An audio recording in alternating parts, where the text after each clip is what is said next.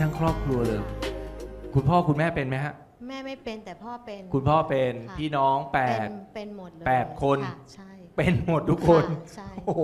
จามกันสนั่นหวั่นไหวเลยฮะ ใช่ แพ้อะไรกันที่บ้านครับ แพ้ฝุ่น อืม แพ้อากาศ ครับ แพ้อาหารทะเล แพ้ฝุ่นแพ้อากาศ ค่ะ อากาศหมายถึงร้อนเย็น ใช่ร้อน ฝน ก็เป็นฝนก็เป็น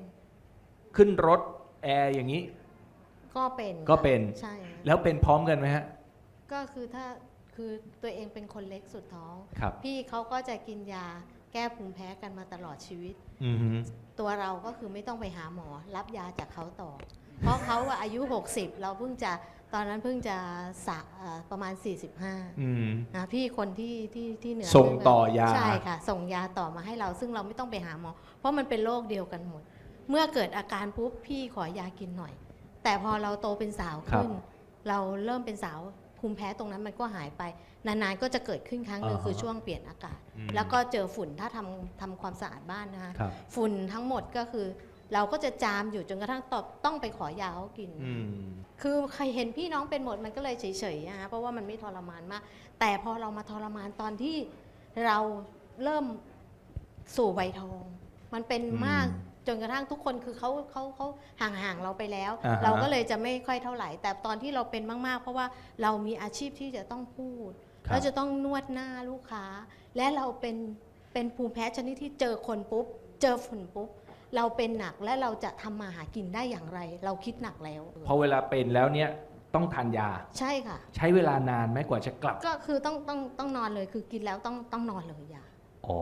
ทำงานต่อไม่ได้เลย ใช่ไม่ได้เลย ทั้งวันจะต้องหลบไปละเพราะคนที่เดินเข้ามาคือฝุ่นมันลอยตลอด ครับ ลอยตลอดแล้วเราเจอฝุ่นนั้นเราก็จะอยู่ไม่ได้ เราต้องไปหามุมสงบที่ไม่มีแอร์ไม่มีพัดลม ไม่มีฝุ่นเดิน ไม่มีคนเดิน ครับ ที่ไม่มีฝุ่นเลยเราจะต้องไปอยู่มุมนั้น พอได้เจอบิมเข้าไป ว้าสุดยอดเลยค่ะ ในชีวิตนี้ไม่คิดว่าถนนรัชดาจะมีสิ่งที่ทำให้เราเปลี่ยนชีวิตได้ขนาดนี้ โอ้จ้า